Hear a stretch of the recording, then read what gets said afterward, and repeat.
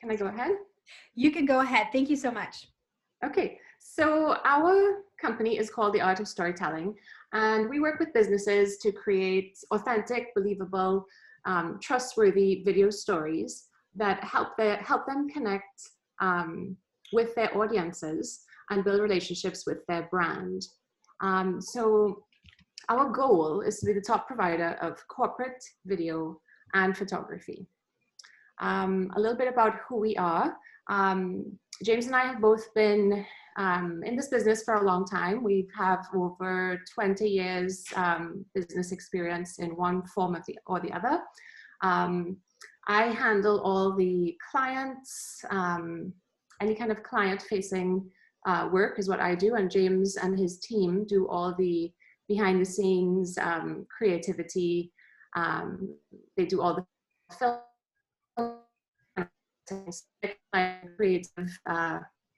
creative element behind the business. And we have moved here 3 years ago from the Caribbean. So we've run our studio in the Caribbean for over 10 or 15 years. And we wanted to bring the same business model and high production value work that we do to our new clients in Ontario. So we strive for maximum impact, maximum reach, and we always try to exceed expectations, meet our clients' needs, and give them the tools that they need to communicate with their audiences. Our services include videography, photography, and the full coordination of the production. So we don't just do one part and ask the client to, bring the script or anything. We kind of help you do the whole production yourselves or ourselves. We tend to not do a very scripted approach.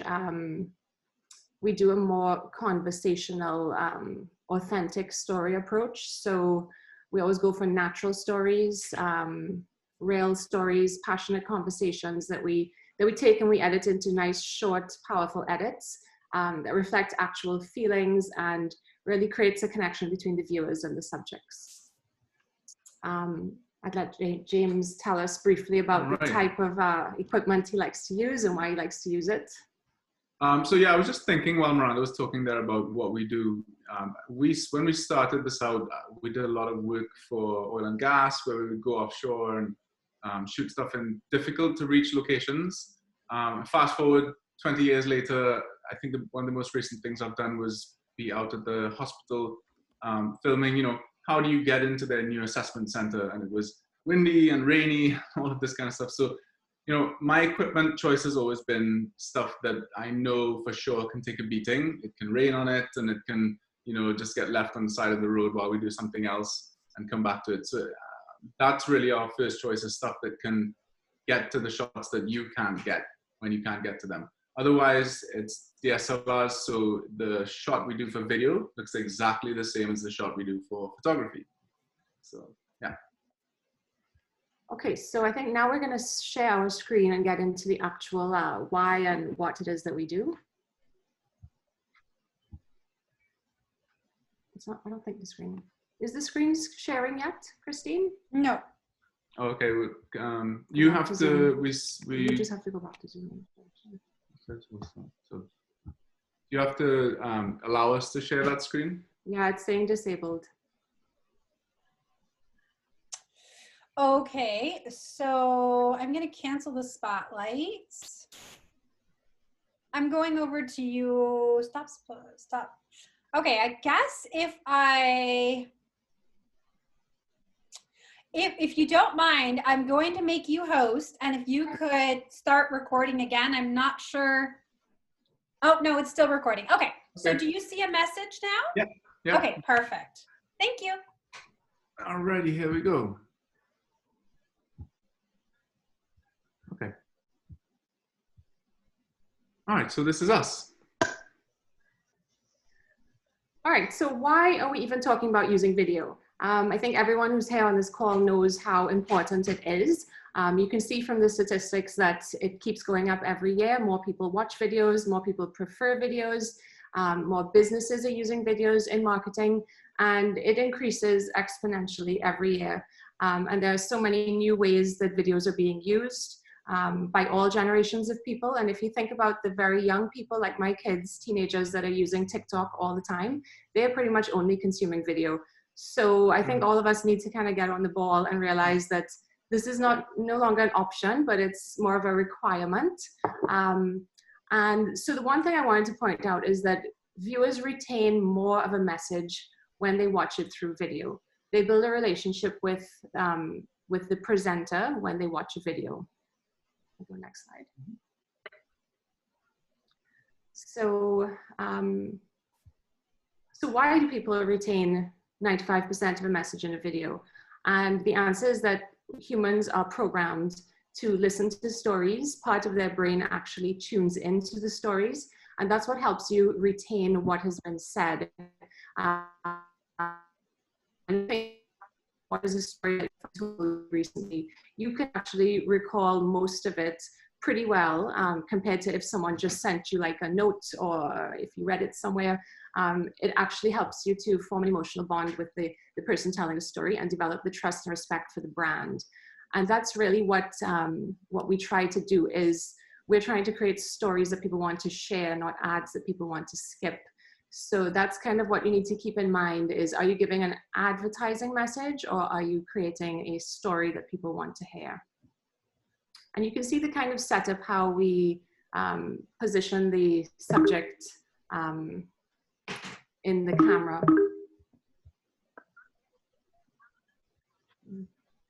Okay, so there are many different types of stories. Sorry, hold on. There we go. Okay, so what story are you guys going to try and tell? So there are different types of stories. You can do little stories, individual personal stories, which is what's going to be most applicable to everyone on this call. You can also look at doing medium-sized stories, which would be pressure points or some kind of event or change. Now, COVID is a good opportunity for you to tell some kind of a change story if you've had to change how you do business or what your business actually does. And then big stories, which is really for much larger corporate influencers to tell. Yeah. Okay, so we're going to focus in this webinar on little stories. So I gave you some ideas here of stories that you can tell. You can tell us a little bit about yourself. Why did you start your business? What do you love about what you do? What are your passions? How do you help people? What's unique about what you're offering? Sharing advice and telling people what you're an expert in. These are all really powerful stories that anyone can pull off. You can do it yourself, and it really just needs to be about you. Notice none of those are, what are you selling? That's not your story idea. So we always try to keep it conversational. So we're going to keep saying this many times during this webinar. Notice how the stories are conversational. They're not advertising. They're not selling. They're not pushing anything down anybody's throat.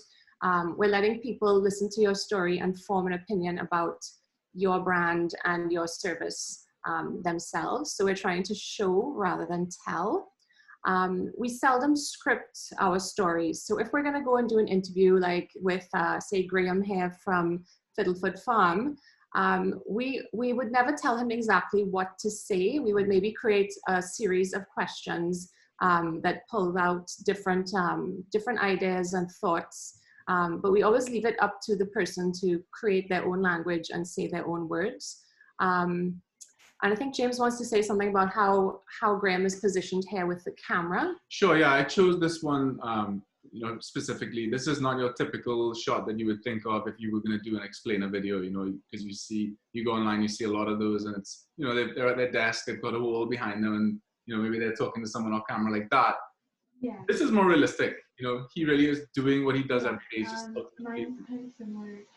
And I chose it because I thought it was a pretty realistic scenario where he could have a little tripod, stick his camera on the side, and then have a friend that he's talking to are the right place.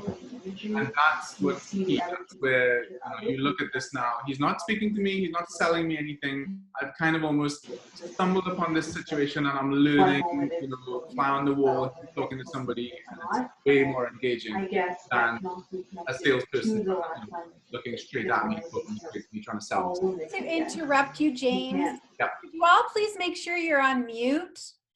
My apologies. Could everyone just make sure you're on mute, please? Thank you. Sorry, Miranda, since I gave you host, I don't have the option to mute everyone. Right, okay. If that happens again, you can mute everyone. So my apologies, James. Okay. I'm sorry, would you mind just starting that again? Because I actually couldn't hear any of that. And I think this is a really important aspect for people because we're so used to being perfect, right? We're so used to thinking we have to have the perfect desk, the neat background. We have to be, you know, nails have to match eyeshadow, hair has to be done perfectly, but that's just not reality. So I'd love if you could just share that very quickly again with us, please. Yeah. Yeah, so that's why I chose this particular still frame. This is from the Dufferin Farm Tour. I mean, if you look at that video, it's 95, that's all you hear is voices, voices, voices, having a conversation about farming in Dufferin and all of the things that are important around that.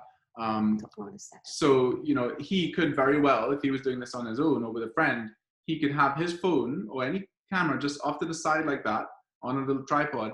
But key is that he's talking to somebody off camera and having a dialogue, having a conversation. It's okay to then go edit out the questions or even leave them in, whatever, if it's really short. But that's way more engaging than, oh, this person's looking at me, selling me something, you know, reading me something that they've rehearsed the hell out of. You know, I'm skipping that. I'm tuning out. This is way more engaging. That's what I want to share. So very quickly for this shot and this portion of the video, did you have big lighting around, or does it just look great because you were outdoors and you're capturing the natural lighting? I'm just curious because, you know, if I use my phone, there's shadows and everything else. So if you could just give a little tip on that. Yeah. So, you know, I mean, I'll give you the 5 things that go into this, right? But, you know, coming back to your phone is fine as long as it's, you know, within the last 2 years or something. The key is that we spend so much time every shot. You know, I would have gone into this shot on my computer and just boosted the shadows a little bit, you know, and pulled down the highlights and made it every single shot. And that's really where the time is, you know, and you don't have to do it, but we do it. Yeah. Okay, awesome. So no, there's no lighting. There's not even a reflector bouncing light in his face. It's just, you know, I love to take what I get out in the wild because that's what, you know, that's the best way to just gather as much content as you can fast. You don't want to stop and set things up and take too long, you know. Thank you. Okay, so what is stopping you from making your current videos? And we've used this image of me here with all of this paraphernalia to sort of intimidate you on purpose. Because this is the typical image that people have in their head of, if I want to make a video, I've got to get all of this equipment. It's going to cost a lot. What am I going to talk about? You know, I'm scared to do it. I'm embarrassed about how I'm going to sound. It's going to cost too much money for all of this gear, you know, and I don't even know where to plug this into this. And then when I've got all of that stuff, James tells me that, you know, he makes it look good because he's boosting the shadows. I don't have time to do that. So, you know, those are typically the things that put up a wall where people say, look, I've got to do this. Everyone's saying to do this, but now I'm stuck because I've got these 6 or 7 fair points, you know? Okay, so now we're going to tell you how to address these problems. Right. Okay, so you need to decide off the bat if you're shooting horizontal or vertical. This is just we're going to look at how to get clear audio, how to use a teleprompter, how to create good lighting, how to invent a tripod, or, you know, which tripod you should get, how to edit your video really quickly, and how to share your video online for maximum reach. This is all without a major investment in time and money, because we can come and do it for you all, and it will cost, you know, here, and if you did it all yourself, it will cost here. You know, now we're going to look at, well, where should you be realistically? Because a lot of people get into this and they get stuck and think, oh, I failed, not realizing that they can just get a bit of help. So this is a good example here of a video that we produced that basically, the only way to get like, you know, your wide video into your Instagram video and then add the subtitles afterwards and stuff is really to spend a lot of time doing it. So I'm trying to encourage my clients, you know, shoot everything wide, work with us, integrate where we are in your workflow so that you can go out and shoot more and not worry about doing all of this kind of stuff, right? Horizontal and all of that kind of stuff. If you're going straight to Snapchat or TikTok or Instagram only, you can do a vertical shot. But you know, like I said below, if you're going to Instagram, that stuff should be going to Facebook and it should be going to YouTube anyway. So shoot it wide and then choose the best crop to make a square. Audio is a real challenge, and I put this here. This is actually a new product by Zoom. That's, you know, it's affordable. I can't tell you what it is now. Maybe it's 150 US or something, and it's just out. But they've advertised it here in a wedding ceremony for a reason, and it's because it's very discreet. It's a little clip-on lav that you can use if you're hiking or arranging flowers or, you know, organizing your event or whatever it is you do, and you need to tell your story. You can go out into the wind and you can have a huge truck drive by, and although it'll drown you out, it won't distort. It's very clever at keeping the levels down and stuff. And then, you know, you just get all your audio on this one device, and then James can sync it up with your video for you later. You know, like things like that. This is how we want to encourage you guys to work. You can just use your iPhone to do audio. You know, there's always the cheapest, easiest way possible, but you will struggle a little bit with wind and stuff like that. Last case scenario, or, you know, not a last case, but it has its definite applications.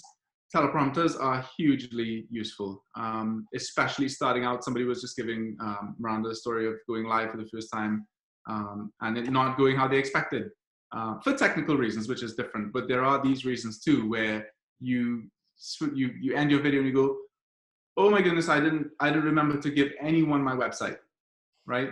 If you write it down, practice it, and write it in a conversational tone of voice, literally a teleprompter can train you and have you do this and film you while you're reading it. What app is that? It's called Teleprompter Pro, I believe. It's the one I use, so we can send everyone a link. There's many different options. Lots of different ones to use, yeah. So I even use a teleprompter app if I know that I have to film something. I mean, we have an adapter that we attach to our big camera, but you know, it's still the phone. We still use the phone as a teleprompter. Yes. So there's been times where I have to deliver a short 1 minute, and you know, if you know that you have to say something and you have to cover all of these things and you want to sound good because it's going to be posted somewhere, and you don't want to have a lot of ums and ahs and, you know, stuttering or stopping, it actually works really well. You just write down exactly what you want to say, keep it really natural and conversational, practice it many times so that you're not necessarily reading it every single word for word. And this really helps. Like, I think this is a good tool for people who get nervous and are not sure what they're doing. But you still need to practice so that it comes across as a conversation and not like you're reading something. Oh yeah, and I always tell all of the people we work with, when we pull out the teleprompter, usually after 3 times they've failed to do the script that they wanted to do, that they practiced all night in their head, we quickly get an email, put it on the prompter, fire that up, and they're relieved. But I tell them this is key: read it like you're reading your kids a bedtime story, because that has all of the, you know, excitement behind it and everything. Even if you're just reading, you know, I never graduated, you know, whatever, it could be boring. Read it with some excitement. Teleprompter is a game changer. Everybody got that? Oh yeah. All right, lighting. I actually don't, as we just went into, I don't light a whole bunch, you know, and sometimes you'll see a video that we're taking where the subject is walking around, and sometimes I'll turn so that they're suddenly backlit and they're completely silhouette. You know, it's never the end of the world, but it's so easy just to say, I'll be by a window the way I am now with lots of front lighting. And, you know, you can buy little lights and that clip onto your cupboard or your phone, or, you know, anywhere you need to be, really, you can clip on a light that just lights your face a little bit. Wear solid colors, not patterns. That's a really big deal. And if you get like dark shadows under your chin or nose, you know, you can just put like a white, even like I've gone into a boardroom and done an interview with a CEO, and, you know, it's last minute and no lights, and I've literally laid out, you know, half a ream of paper on the desk in front of him on the dark board table, because the lights above bounce down on the table and fill under his chin. Boom, like $1 million lighting bits of paper. So these are some of the ones you can look on Amazon to see what's going on. The ring lights are a bit of a fad. They really help if you're doing like really close up face work and you want faces to look good and not be, you know, have too much shadow and stuff. But lots of time I see people have a ring light and it's mounted off to the side, and I'm like, well, that's just like a normal light. It's a ring because it goes around the camera. Okay. Editing. So how much can you really actually do on your phone? The answer is you can do everything on your phone. It's just how much time do you want to spend doing it and how frustrating that experience will be. You need to cut your clips together, unless it's just one shot of just you talking with your teleprompter. But then how do you put your logo at the end with your URL? How do you do that? How do you add music underneath it? So you're going to need some sort of help or some sort of application to help you do that. Adding subtitles is key, because more than 85% of all of the videos we're watching online now are done with no volume. So, you know, you put subtitles and in the first 3 seconds people get them and they scroll by. You've really spent a lot of time and effort and money on a video that, you know, you've lost 85% of the people because they don't know what you're talking about. Music, that's easy. Yep.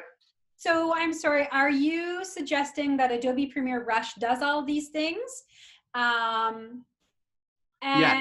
So, yes, go on. My next question is, if I just wanted, is there a free app for captioning? So Apple Clips, so this is where it gets into the yes but frustrating realm. Yeah. If you just want to do that one clip of you talking and you want to bake some subtitles into it for Instagram, Apple Clips, which is free, literally listens to your voice while you're recording and types out the subtitles for you, which is, again, that's like phenomenal, because that is some of the longest, arduous work to do. Yeah. I never recommend that you let YouTube or whoever online do automatic subtitles for you, because guys, you put your video on and when you check it, you love your video and you spend time on it and you listen to it with the sound up. If no one else is listening with the sound up, and the first thing that comes up is a line that may or may not be what you're trying to say, it might have an error or garbage, you know, they're gonna laugh. They're not gonna think that you're serious, and they're gonna move on. So subtitles, typing that stuff out, what you said, can be the easiest thing in the world, because you may have written, you know, you may have made your notes already. You can type what you said. A lot of time you can get your phone to listen to your own recording and get it to sort of, you know, work out what you said, but you still got to time it so it comes up at the right time. Okay. Premiere Rush gets into all of these things, and why I like it, lots of reasons why I like it. One is that it runs on all of the platforms that you guys have.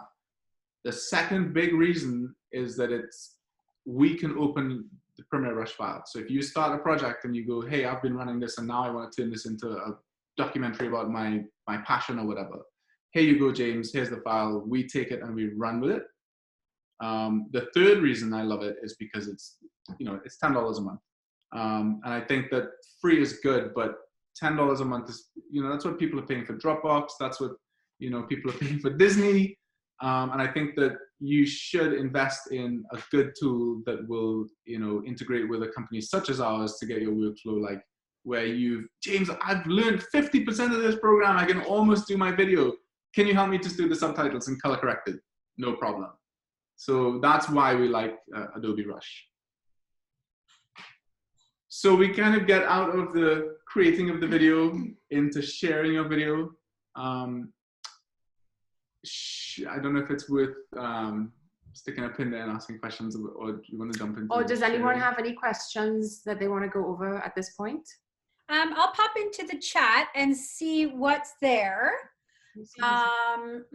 They were asking about the teleprompter you were using, and I wrote down Teleprompter Pro, but then I said I'd ask you if you have any other suggestions. Does anyone else, so that's all the questions. So does anyone have questions? Go ahead and either put them in the chat box, or you can unmute yourself and ask.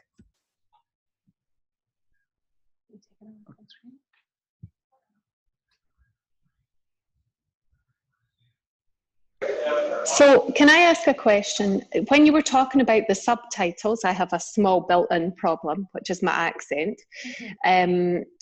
So auto subtitles, not really an option for me usually. So did you say that you take your teleprompt script and then translate that to your subtitles, or you have to type it? Is that what you have to do? Right, okay. You can do both. You can, yeah, you can, sometimes we do copy paste, you know, where we've got our captions open here and we've got a script here that's like, you know, just like a story. But that's the most tedious bit of subtitling is saying this word, show it when I say this, you know. And I'll tell you something, Premiere used to do it and they are going to start doing it again in terms of my software that I use. You know, and I'm sure it's going to trickle into, if Clips does it, everyone else is going to do it eventually. So I'm pretty sure right now, hand on my heart, in 6 months time, all of the software that I'm recommending for you guys to do video is going to time your subtitles for you by listening to your voice. You get to 98%. That's my prediction, right? So, yeah. The other question, I have another one. I don't know if anyone else has, but what if you're not very photogenic? Because I have this tendency to come out on camera and I'm like, no, and I'm not vain, it's just I tend to grimace and make faces and I mean, I work with kids online live on camera constantly, but in that situation I'm in the moment with them, and so I'm not worrying about being recorded or anything like that. But when I want to sit down and make a promotional video, I'm very aware of the fact that I'm there on screen, and I'm, you know, and although I do the conversation bit actually quite well, because that's what I'm used to doing, I find that the picture part is quite difficult for me. Yeah, so lighting will help a lot too, because shadows, you know, soft lighting tends to help even out all of the wrinkles, and you know, just people look great when you do soft light, and you know, so just things like that. Or depending on what you're doing, a selfie stick can help too, because it gets the camera a little bit away from you. I find that that's a big problem too, is that people are holding the phone and they're doing this, but you know, a wide angle camera right next to your head, I'll tell you as a photographer from 20 years, that's the last thing that you want to do to people, because everyone looks like a beanie head, so cartoon character, right? Or you know. Okay. Yeah. Thank you. Louise, what you can also do is try and do an off-camera, like so that you're not looking to the camera. You know what I mean? So if you can set up your camera facing you, like if you look at one of, I don't know if I can switch, but we always put people looking slightly off camera, and it kind of takes the nerves away. So if you set up your camera and you position yourself where you're talking to someone, or if there's no one there, you're just looking off camera. But if you try and do it more conversational, it will come off a little more natural. And it is very difficult to look in a camera and try and speak coherently and deliver it pretty well in one good take, because you don't want to keep redoing it or editing it too much. So yeah, either teleprompter it to get a good take, or try and set it up in a different way where you're not looking in the camera. Yeah, I would say, guys, if you're ever, you know, okay, I'm going to do this video and I'm going to look straight at the screen for whatever reason, like this is, I'm doing something where I'm giving a personal message or something. This is not a conversation. So there's two ways to do it. Either I'm having a conversation and this is discovery, or I'm sharing something explicit with you about myself and my journey, and I'm talking directly to you. If you are talking directly to the camera and you're looking at a screen, you might as well be reading what you want to say. And looking at the words and reading them is distraction enough from you looking at what essentially usually happens with phones, is they switch the camera around and they show you your own pretty self, and then you immediately forget everything you wanted to say because now you're worried about how you look, or you know that you're mumbling your words or whatever, like I am now. So the teleprompter words help to take that away from you, and having it off to the side where you're filming, but I'm now no longer, as Miranda says, I'm no longer looking at myself on the screen. I'm looking off, you know, I can have the piece of paper on the wall with what I want to say, my notes and stuff. That's going to give you confidence times 10 every time.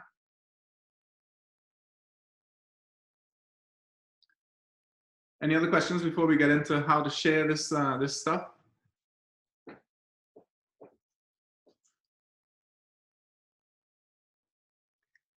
Okay. All right, let's jump on. Okay, so Sorry, very quick question. uh-huh. I do tutorials a lot because of the nature of my business. Mhm. And I'm wondering, sometimes when I record them, I'm just a head without movement. Mhm. And other times I'm the talking head. Mhm. What is the thought on that? Should I be, sometimes I'm just not makeup enough to be on screen when I need to do a recording. Louise is laughing. Yeah. So what's your thought on that? I know it's a little different from the narrative, the conversational that you're speaking about. I think that your audience at that point has invested in getting the content from you. If it is a seminar, sort of, tell me again what it was. It was like Tutorial. It's how to. It's Yeah. how to. So, Yeah. like how to record a video. Okay, everyone, and so I record myself walking through the steps. Yeah. So should I, like a lot of times now, I'm just doing that, not having me on the screen. It's just a picture in the bottom, so you know who's talking. And then sometimes I will actually record. So can I ask you a question? Which one do you find gets more engagement? Which one do you find has people reacting more to it? Oh, you know what? That's a very, very good point. I'm going to go back and look at that. Yeah, and I think you'll find that the ones where you and your smile and your face and your eyes and your, those are the ones that win every time. Thank you. And just coming back to how you look too, you can kind of use that backlight situation too, where, you can walk through your garden and give a passionate speech about anything, but do it with the light behind you, not front light yourself. It's going to look all flary and light and beautiful and, soft and stuff. No one will know who you are, but they'll hear your voice and it'll be, and I got to tell you, if you look, the other thing I can tell you, in terms of whether your face was there and that video was more popular, if you just go on YouTube and look at what are the more popular videos, they're terribly produced. You can't see who it is. It's all shaky and all of that kind of stuff. So, that says a lot about what people want. They just want the truth. They just want it honest. They want the real thing. They want you to drop your phone halfway through your live and pick it up. Doesn't matter. You could be selling the most serious thing in the world. And, those are the moments that are going to get you more engagement. So, which comes to sharing. So shall I go on to this a little bit? So sharing your videos. The reason why I put YouTube versus Vimeo at the top here is because it's a bit of a pet peeve of mine. For businesses, I would say everyone needs to be on YouTube, just like everyone needs to be on Instagram and everyone needs to be on Facebook or whatever your platforms are that you've decided to invest in. However, for a business who needs to have a website where you embed your videos, don't use YouTube. Because if you try to change your video, you need to make an edit because you've put, you might change your web address or, you rebrand your company and want to change out all the logos at the end of all the 10 videos that you did last year or something. If you try to change those videos on YouTube, YouTube's going to want you to delete them, lose all the statistics on them and upload fresh videos with new links, no less. So for, embedding in your company's website where your information needs to be spot on every time, get a Vimeo account. I think you can get a free account and you can change your video at any time. The link will remain the same.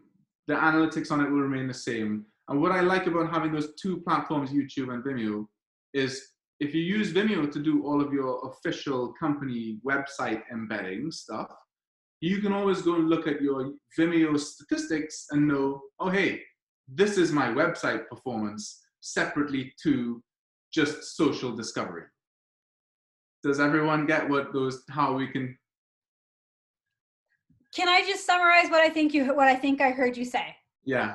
Okay, so we're gonna have, if we're really serious about video, okay, ladies, if you're really serious about video, you're gonna have a YouTube channel where you have the native uploads of the videos. Yeah. If you're going to be sharing those out, whether it's on your website or whether it's on, if you're going to be sharing those out on websites, then you really want to have a Vimeo channel. And what you do from Vimeo is you take the embedding code and put it into whatever website you want that video to appear on. Mm-hmm. Okay. And in doing that, that means that you can go into Vimeo edit, make changes, like you said, the URL changed, contact information changes, we can make changes, and then that is not broken. The ties for that are not broken. It's still sustained wherever we happen to be. Yeah, yeah, yeah. Because like for the hospital, we've done stuff and they've changed, you can change the date of an event, or you can change the location, or change 3 shots because the guy who was in the shot didn't have on the right PPE. You know what I mean? Like there's ways to really fail spectacularly on YouTube, actually. So anyway, that's just a thing. When it comes to actually sharing it out socially in all of those channels like YouTube and Facebook and Instagram, you have to do it natively. Don't go and take your Vimeo embed link or your YouTube embed link and go and share that in the social media platforms, because if you don't upload it in Instagram, Instagram's going to kill it. If you don't upload it in Facebook, Facebook's going to kill it.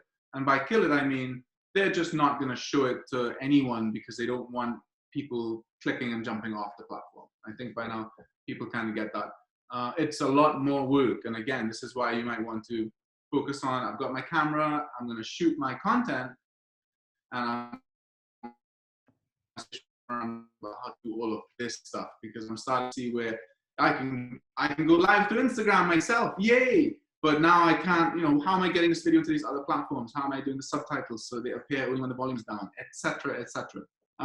Speaking of subtitles, just exactly that, is that the Instagram ones are baked in, but we upload a separate file to Facebook so that, you know, when the volume is up, there's no subtitles, it's just your video. You know, people can do that and have a real experience with no text interfering with them. And then the minute they hit mute, the subtitles appear because we haven't baked them onto the file itself, onto the video, which incidentally is what Instagram requires. So there is that confusion with all of the different platforms posting natively, doing the subtitles the right way. Yeah. Okay, so Tamaya just said, is it still taboo to upload to Instagram and then share to Facebook, even though Facebook owns Instagram now? Should I upload the same video natively to each? I think you said yes a few minutes ago. I do recommend that, but let's hear your response for Tamaya. Yeah, and this is a really good distinction to make, because if you post to Instagram, Instagram wants you to add 30 hashtags, for example, to make that video more discoverable. But if you post that same video through that same posting mechanism to Facebook and it includes all of the hashtags, whether or not they will massage it so that you can tweak them on the way is, you know, remains to be seen. But if you do that, Facebook's going to include the 30 hashtags and people are going to see them and think that it's a very promotional video and scroll by it. Just because of the nature of, and it leads us into the last sentence down there, like what is the difference between these platforms and what are they really trying to do? You know, Instagram does not show you a long list of hashtags. It just shows you the content if you follow those hashtags. So you need those hashtags to show it to people. But Facebook doesn't work like that. Facebook only works like it shows it to other people if everybody else has liked it and shared it and all of that kind of stuff. And guess what? They're less likely to do that if you've got a bunch of hashtags. I'm sorry if that's so roundabout, but it's just a long explaining way of saying you got to deal directly with every platform and they want you to do it. Even though this one's owned by that one, they still want you to do it selectively on each platform. Thank you, James. Is that okay? Tamaya says, thanks, that makes sense. Cool. And I don't know if we have time to go into this last one, which is just, you know, oh, can I talk a little bit about these numbers? Do we have time to just compare some of these numbers here? Yeah, absolutely. As we're talking about digital video and why we're here, you can have a look at the 3 top posts for, I guess, the last month that we made. Just, you know, soft sort of, you know, just doing posts. You got to do your work, right? So the why work with us, we've reached 585 Facebook feeds with that post. The next one down, for those of you who haven't met us yet, let us introduce ourselves. There's like less than half of the reach and even less engagement on that post. And then when you go down to the one below, why do you love what you do question, you know, we're back up again. And I wanted to include that because that right there tells you everything. Every time you've been told, you know, write your post with a question mark at the end because people think of how to answer the question, whether they're interested in your content or not. that's true. And so that's why I wanted to show you that there. So it's very, very important how you write your posts. And I'm sure you guys have heard this a million times, but you know, I can recommend a book for you called Jab, Jab, Jab, Right Hook. Just please. So if I can summarize what you just said there, yeah. okay, you said to me, include your CTA, but front load it. Yeah.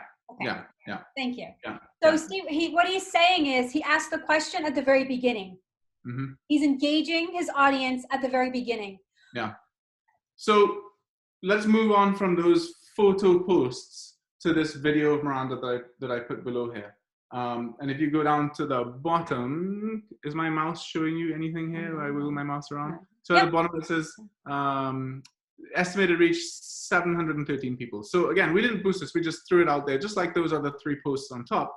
But you can see for 700 people that it reached, it had an engagement of 158. And you can do those maths again and realize, oh, okay, this as a video, this had even more engagement than the photographs. It was just as successful. And by the way, that's the maximum. Facebook's not going to show this to anyone else. They want me to pay for this now, right? So that's where they've stopped. But 158 engagements on this is very good, and it's the kind of content that you want to now go and boost compared to those other ones again. And that is because it's video. Let's go to my next one, which is now what happens if you want to pay for it. What happens if I take that video that had very good engagement and I boosted it, or I put some money behind it? So if you go down to the bottom here, you can see that this was a farm tour teaser, and little Amelia here, she runs through the chickens and she goes to show us where eggs come from. This reached 20,000 Facebook feeds, and lots of engagement, 10-second views, like 5,000 10-second views. For anyone to stop and watch the first 10 seconds of your video, that's really, really impressive. Nobody watches 10 seconds of anything. You can put a 3-minute video up and people go first 3 to 5 seconds and they're gone. Christine. Sorry about all my questions. That's okay. Good. So you threw some money into this, you said. Did you do this through boosting it, or did you do it through the Facebook Manager and create an ad? Using one post, so I think this was a boost. Okay. Yeah. And how much and for how long? $40 for 4 days. $40. Okay. $40 for 4 days. So say $10 a day. $10 a day. Okay. Yeah, and if you look at the copy that was written for it, this is where we get into. You see, it's in quotation marks. You can't pet them like the other. ... Amelia is your guide today. That's not a question. What's James doing here? He's breaking the rules. Because we do so much of our content is that discovery where we're listening to somebody tell us something that we've never heard before. I love to start with those pull quotes and give the audience who's reading it the line. You know what I mean? What's the hook? So visually, there's a hook that's like, oh, I've got to watch this. The first thing I hear and read as a subtitle has got to be a hook that stops me. And then that first line of text, it's a question or it's a pull quote. It's got to stop me, make me think. Yes, Christine, I can see. Well, for sure, because you've got the ... You're like, well, what? You've left us in suspense now. I need to know. Yeah. So that's it, really. It's, there's like 100 things that you can say about, have I done it this way? Have I done it this way? Have I done it this way? And if you do them all the right way, guys, you get a lot more success with the video that you put out and the leads that it generates. And the last thing is just to think of all of those video opportunities as a funnel, right? Because you're getting the most people watching your video. Now what? That's another chapter entirely. The last slide here, this is basically just what we do with the app. It's basically designed so that you can use your phone to shoot stuff, but it doesn't fill up your phone, your memory on your phone, and it doesn't clutter your personal photographs of your kids and your life with that brand, the brand content that you're making. Where does it put that content? It shoots it immediately to my server in the cloud, where we get a ping. It says, oh, this person's shot some content or whatever. And if you want our editors to jump on it and turn it into something quickly, we can do that immediately for you. That's just a conversation. Or if you want us to hang on to it because in 6 months' time, you're going to do a product launch and you wanted to tell, the backstory, the making of this thing, we hang on to that. And then we can come in and shoot some drone for you, or we can shoot some Steadicam stuff and really raise your game just for where it matters, but use 80% of the content that you got yourself, because you were there and you were like, you know, who else is there? You're in the best place and time to tell your story. So it's our job now just to empower you and eliminate the hurdles, because there's so many digital videos. Like, here's a brick wall, here's a brick wall, here's a brick wall. I want you to call me every time you get a brick wall. Okay, so what James is saying here, in case you missed it, and maybe I'm the only one who missed it because I was making notes, is that they actually have a phone app. You can download it from the Apple Store, for example, and then you can record your own videos. And then what you can do is send them the content, and they can edit and splice and put it together for you. Yeah. Okay. Maybe help you work on your intros and your outros. If that's the right word, outro. Yeah, it would be like the graphics, the music, the subtitles, maybe some color, adjusting the audio levels. So really just kind of finishing it and packaging it and adding your logo. And if we want to download the app, it's pretty much everything other than the filming, because yeah.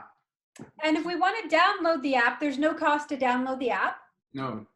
And the app is called AOS Content Cloud. Yes. Okay. And we can download the app, play around with it, and we don't have to send it to you.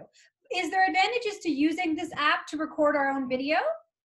So it only in that it doesn't keep it on your phone. Okay. And that's key. You know, there is, so like if you guys want to try out Adobe Premiere Rush, that's got a camera built in as well.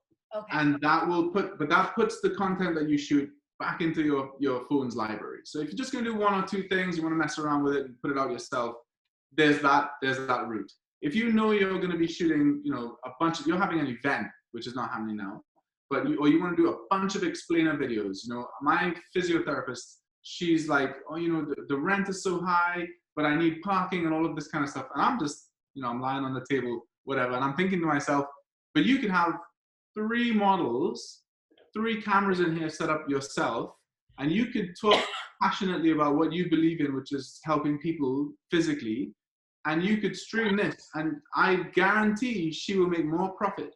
It will take time to build a following, and you have to do it correctly.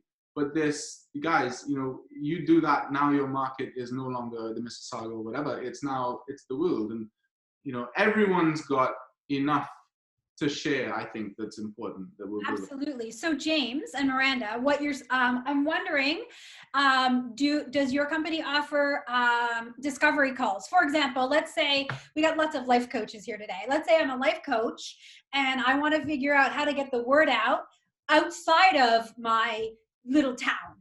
Do you offer a discovery call where you can say, oh, you're a life coach? Well, here's some suggestions we have based on people we've worked with, or tell us more about what you do, and here's how we can help you get the word out. Do you? Yeah, absolutely. I do consultations, like 30-minute consultations, with people who are maybe interested or not sure or don't really know what video they want to produce. So yeah, we do discovery calls. Yeah. Perfect. So ladies, if you're on this call today and you were thinking, I'll just do my own videos. And then after you're hearing the amount of effort and energy that goes into putting a really great production together, if you're thinking, hey, you know what, let me do this right professionally from the start. What Miranda is saying is that she is offering a 30-minute consult where you can call her, chat with her, tell her what you do, what your goal and vision is, and then she can share some ideas about what she's done and how they can help you. Does that sound interesting to people? Is that okay? Awesome. Because I know some of you are really on the cusp right now of either A, starting Vanessa with her book launch, or B, the rebranding and really going, okay, it's time to get serious now. You know, Tamaya has just spent, I don't know how long in her coaching program. She's now certified. She just did a rebrand. Maybe it's time, you know, to blow the doors off it. Okay, awesome. Sorry, Miranda and James, I keep recapping. That's okay. I'm going to stop my screen share now. So if you want to get it back. All right. So what we have, it's 11:23, so I have a few more minutes. What questions, ladies, do you have? If you're going to do your own videos or otherwise, you want to learn more about their services. But what videos or what questions do you have from your notes? I saw everyone head down writing lots of notes.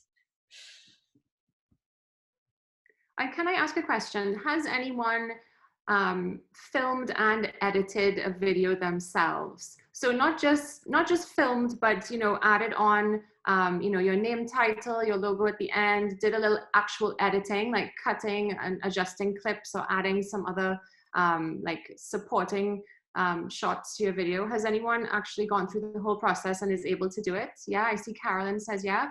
Carolyn, do you want to tell us how you went about doing it? Like what, if you used your phone, if you used, what programs you used? Okay, so we've been doing this since last March.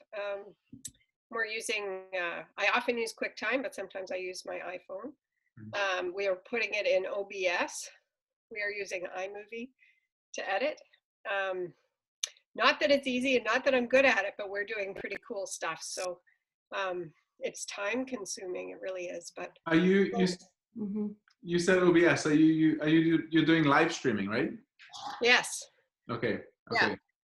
So my other job is as a minister in the United Church, and so since last March we've been online on Facebook once a week. Yeah. So it's like, yeah, it's been pretty impressive, and I'm sure putting together of different videos and people. Well, we might have to ask you for your expertise then when it comes to OBS and yeah. It's trial by error, walking through fire sometimes. So.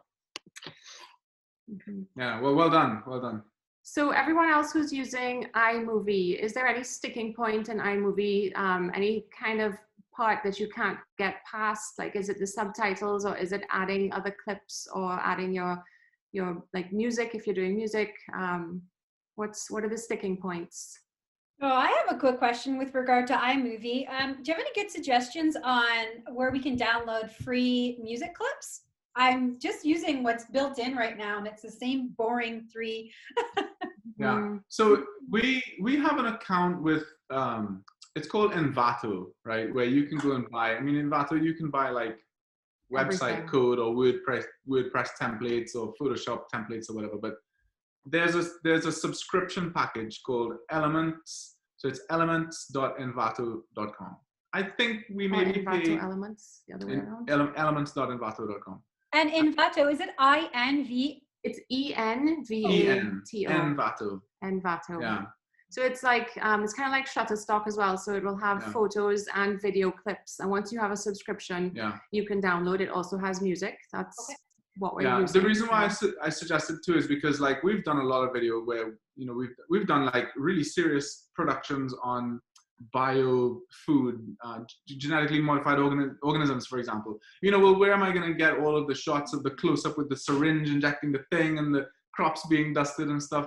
So they've got all of that stuff as well. So you can record yourself talking passionately about what you want, if it's kids education or something, and then go on in elements.envato.com.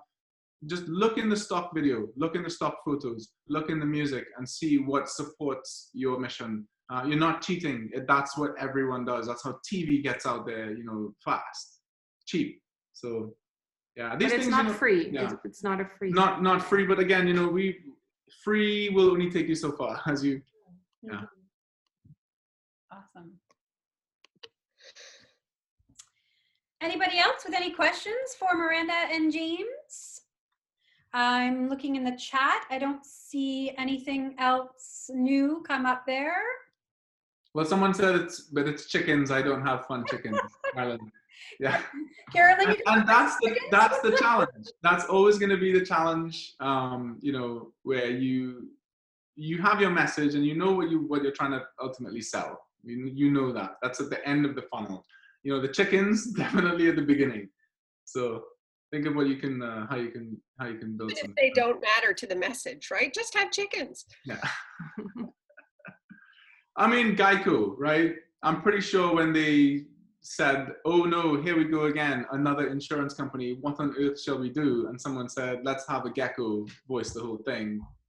They just said, oh, well, we get to go home early today. Done.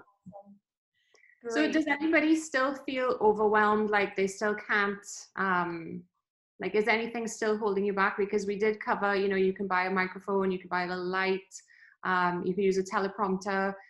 Is there anything that's still a sticking point? I have a weird random question.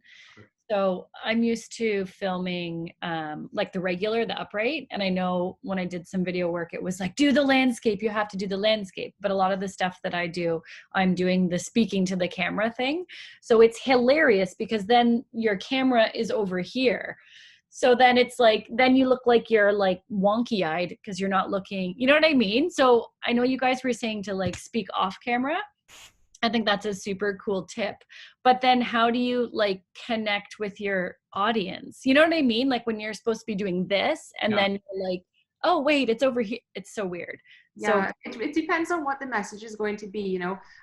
If you do it as though you're talking to someone, like you're explaining your services or your products to someone else, so you're looking off camera. It really depends if you have to look at camera or not. But if you are looking at the camera, so I just invented a rule a little while ago, which is when you're looking at the camera, you might as well read your teleprompter, go get one. When you're looking at the camera, you might as well also do vertical. Because, and this is like, okay, what am I using my end thing for? If it's just gonna be my face on someone's phone, which is a vertical format, and they're scrolling up like this, you know, people are tall. People hopefully are taller than they are wide.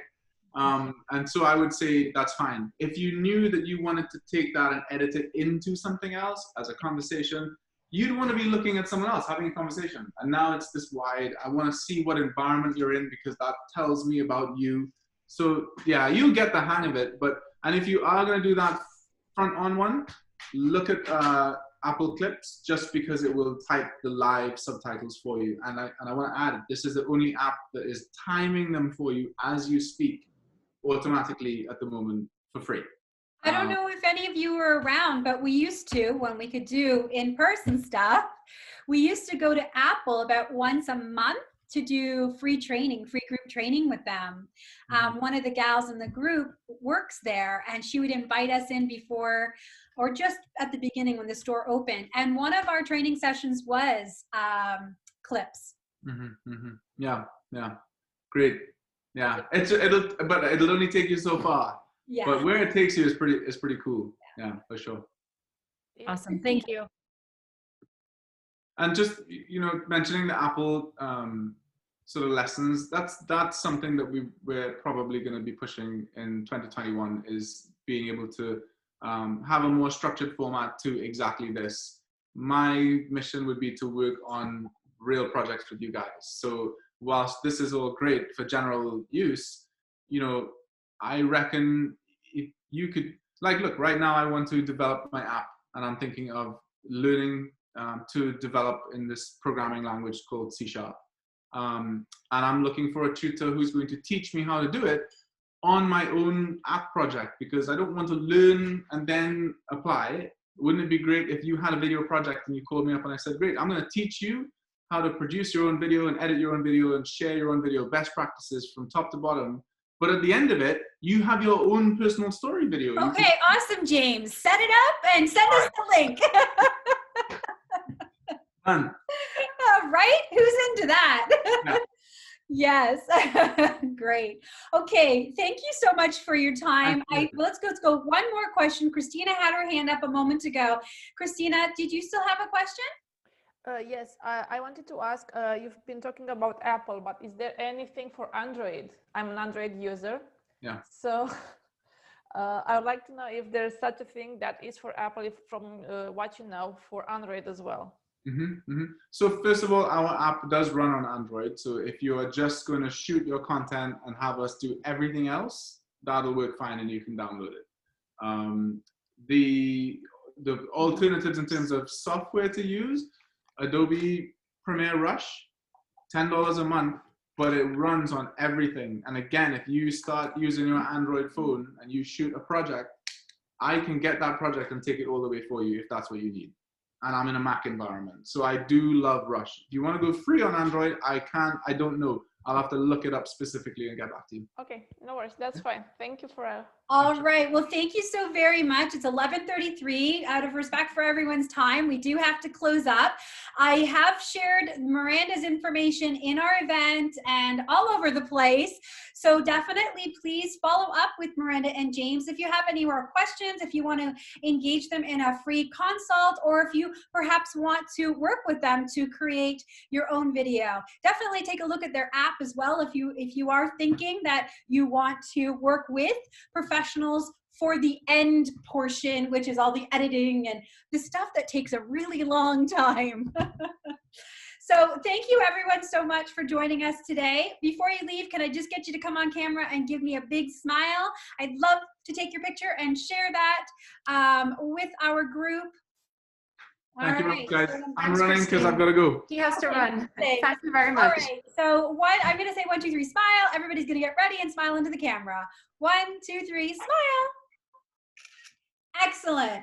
Thank you so much, everyone. Have a fantastic day. We'll see you online.